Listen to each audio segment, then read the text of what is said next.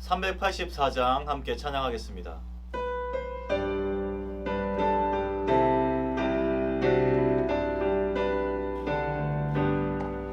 나의 갈 길 다가도록 예수 인도하시니 내 주 안에 있는 긍휼 없이 의심하리요. 믿음으로 사는 자는 하늘 위로 받겠네. 무슨 일을 만나든지 만사 형통하리라. 무슨 일을 만나든지 만사 형통하리라. 나의 갈 길 다가도록 예수 인도하시니 어려운 일 당할 때도 족한 은혜 주시네. 나는 심히 고단하고 영혼 매우 달아나 나의 앞에 반석에서 샘물 나게 하시네. 나의 앞에 반석에서 샘물 나게 하시네. 나의 갈 길 다가도록 예수 인도하시니 그의 사랑 어찌 큰지 말로 알 수 없도다. 성령 감화받은 영혼 하늘 날아갈 때에 영영 부를 나의 찬송 예수 인도하셨네. 영영 부를 나의 찬송 예수 인도하셨네.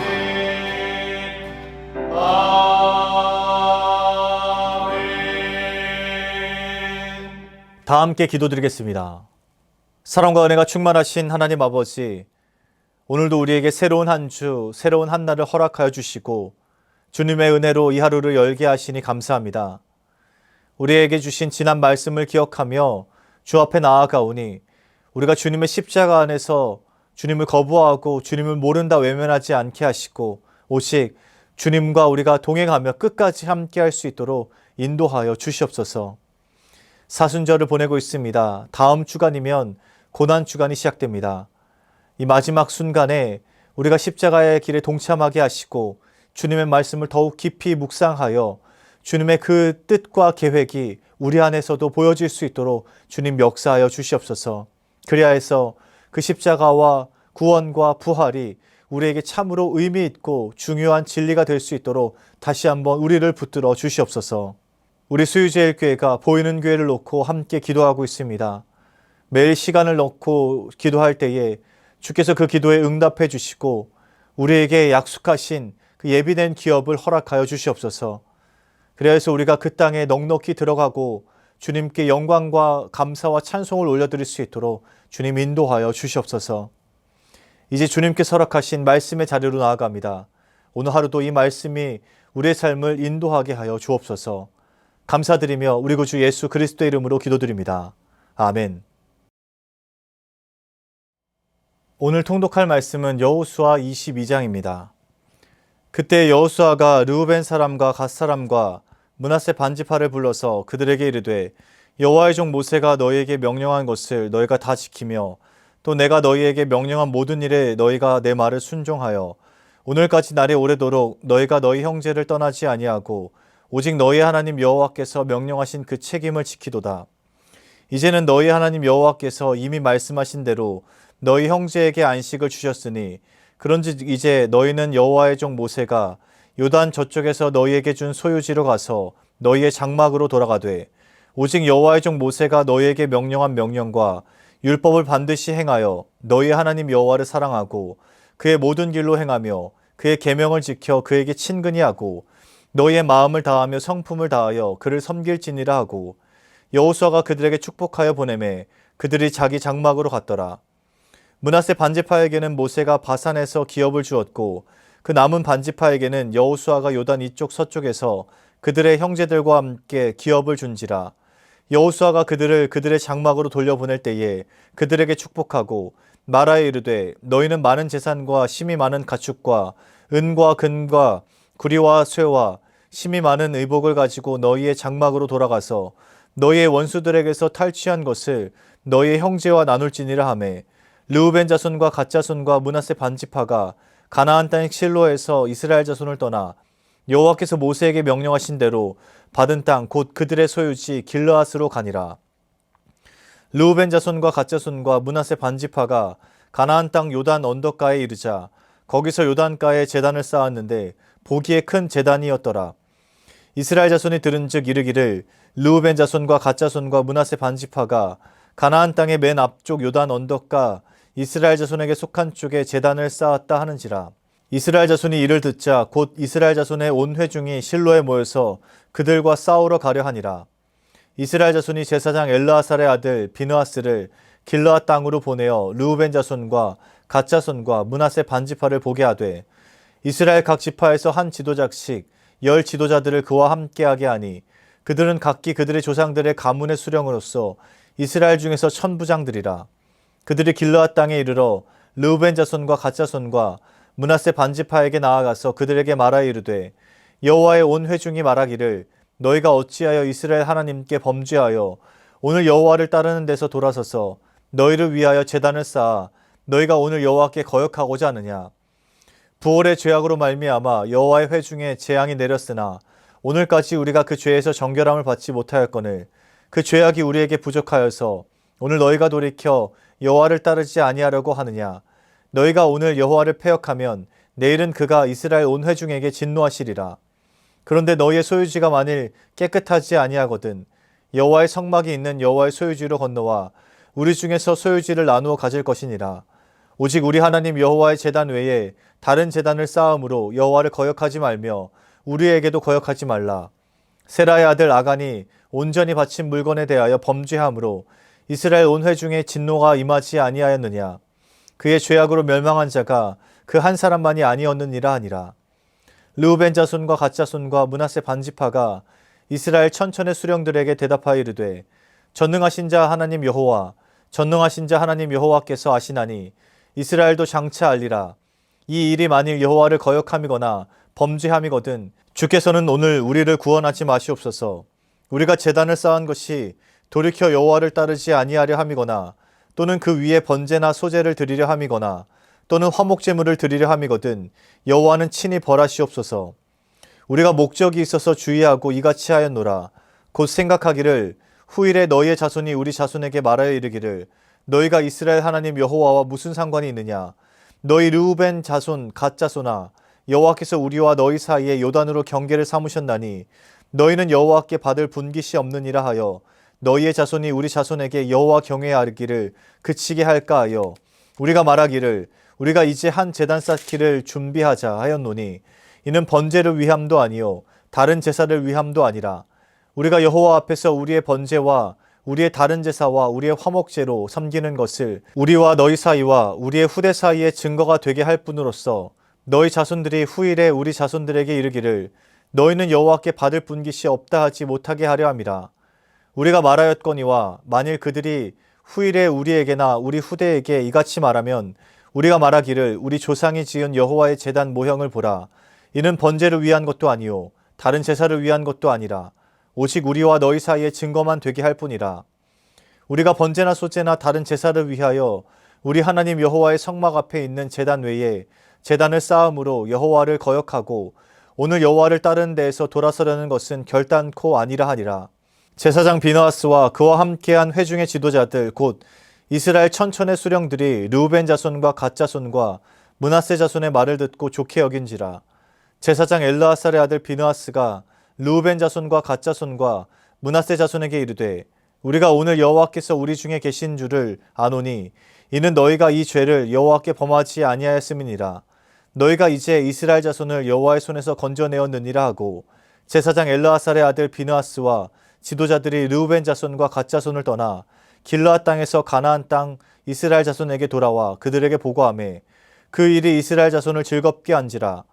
이스라엘 자손이 하나님을 찬송하고 르우벤 자손과 갓 자손이 거주하는 땅에 가서 싸워 그것을 멸하자 하는 말을 다시는 하지 아니하였더라. 르우벤 자손과 갓 자손이 그 제단을 예시라 불렀으니 우리 사이에 이 제단은 여호와께서 하나님이 되시는 증거라 함이었더라. 아멘. 여호수아 22장 1절에서 9절 말씀을 통해 우리의 정체성이란 제목으로 말씀 전하겠습니다. 이제 땅 분배가 끝나고 여호수아의 마무리 단락이 시작됩니다. 22장에서 24장까지를 한 단락으로 묶을 수 있는데요. 여기에는 땅 분배의 그 뒷이야기 그리고 여호수아의 마지막 분부에 관한 말씀이 기록되어 있습니다. 그리고 이제 22장부터는 땅을 받은 지파들이 각각 자신들의 땅으로 돌아가서 정착 생활을 시작하게 됩니다. 그래서 22장부터는 여호수아서의 에필로그라 볼 수 있습니다. 가나안 정복과 이 정복한 땅의 분배가 끝났습니다. 이제 여호수아는 정복 전쟁에 함께했던 요단강 동편 쪽에 있는 군대를 보내게 됩니다. 이 군대의 숫자는 4만 명 정도였는데 그들의 가족은 이미 요단강 동쪽에 정착해서 살고 있었습니다.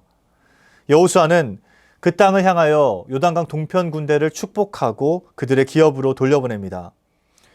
여기에서 여호수아는 한 가지 당부 말씀을 전하는데요. 오늘 본문 여호수아 22장 5절 6절 말씀을 보겠습니다.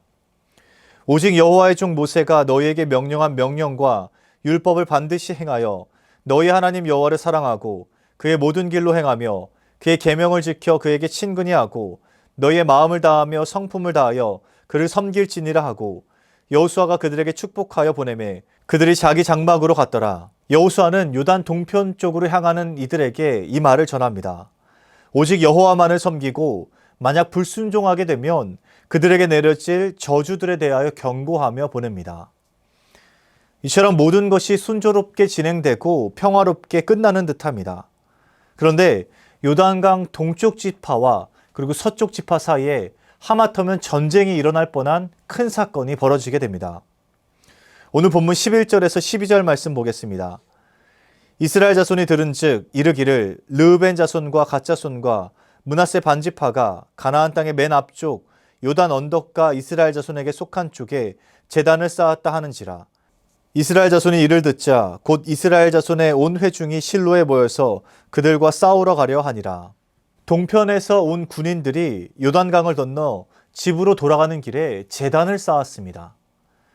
누가 보아도 큰 제단을 따로 쌓은 것이죠. 이를 보고 서쪽에 정착한 지파들이 순식간에 분노했고 큰 군대를 일으키고자 합니다.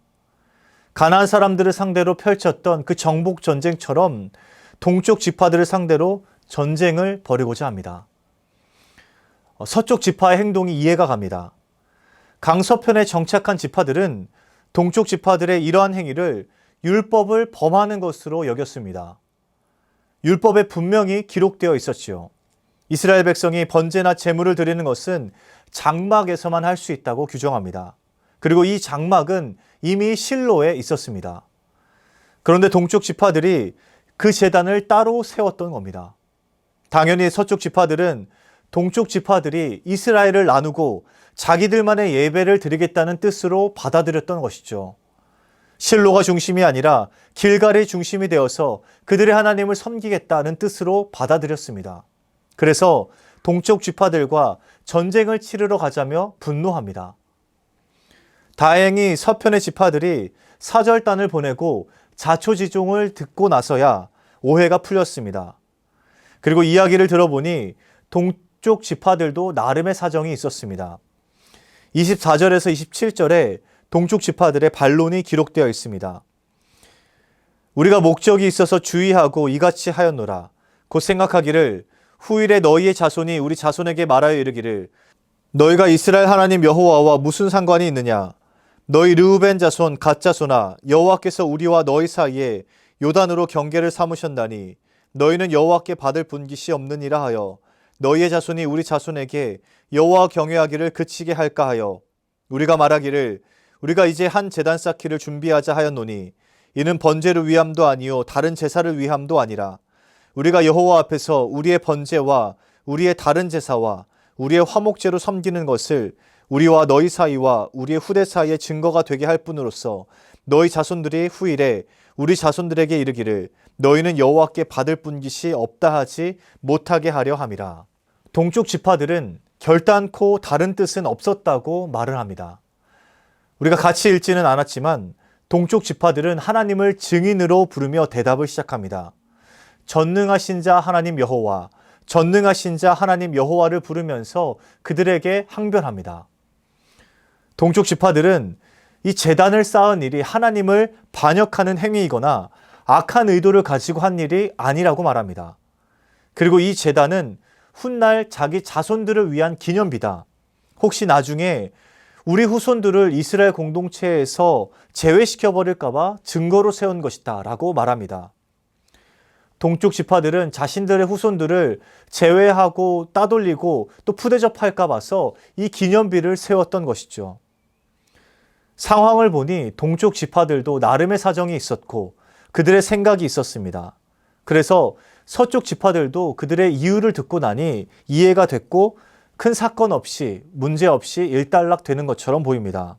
그런데 평화롭게 마무리된 것처럼 보이는 이 사건에 중요한 의미가 담겨 있습니다. 이 사건으로 인해서 이스라엘에 한 가지 기준이 세워지게 되는데요.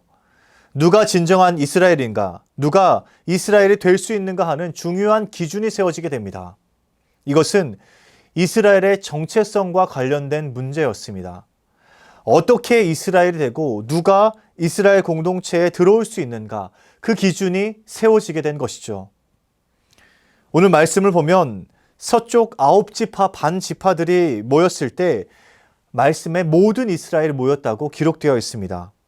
우리는 이 표현에 주목해야 합니다. 여기에는 분명 동쪽에 있는 2지파 반이 빠져 있었습니다. 그런데도 서쪽 지파만으로 모든 이스라엘, 온 이스라엘이라고 합니다. 이 말은 동쪽 지파를 제외하고 서쪽 지파만으로도 온 이스라엘이 될 수 있다라는 의미입니다. 그리고 이 표현이 30절까지 계속됩니다. 제단 문제가 해결되기 전까지 동쪽 지파들을 제외하고 온 이스라엘이라고 표현했던 것이죠. 이 의미가 무엇입니까? 이제 이스라엘은 핏줄이 중심이 아니었습니다. 야곱의 12아들을 놓고 이스라엘이라고 하지 않습니다. 이미 이스라엘은 혈연보다는 종교를 중심으로 그들의 정체성이 형성되고 유지되고 있었습니다. 하나님을 중심으로 하나님을 예배하는 이들이 이스라엘이었고 그들이 이스라엘이 될 수 있었던 겁니다. 만약 다른 제단을 세우고 다른 제사를 드리고자 한다면 그들은 하나님의 백성이 될 수 없었던 것이죠. 진정한 이스라엘은 야곱의 혈통이 아니었습니다. 하나님의 언약을 지키며 하나님의 말씀을 이어가는 이들이 바로 이스라엘이었습니다. 동쪽 지파가 쌓은 제단으로 인해서 이스라엘의 정체성에 관한 문제가 수면 위로 드러나게 되었습니다. 그리고 오직 하나님을 중심으로 모이는 이들만이 이스라엘이 될 수 있었던 겁니다. 사실 이스라엘은 언약으로 맺어진 집단입니다. 이미 출애굽 때에도 그러했습니다. 이스라엘뿐만 아니라 하나님을 두려워하여 그 말씀을 따랐던 잡족들이 함께 출애굽했습니다. 그리고 가나안 땅 정복 때에도 기생 라합과 기브온 주민들이 하나님을 두려워했고 그들에게 구원이 임했습니다. 이미 이스라엘은 혈통 중심이 아니라 하나님을 두려워하고 경외하는 이들이 모인 공동체의 이미 나타났던 것이죠. 그리고 오늘 말씀에서 그것을 한 번 더 각인시켜주고 있습니다. 온 이스라엘은 야곱의 12아들이 아닌 함께 하나님을 예배하는 모든 이들이 바로 이스라엘이다.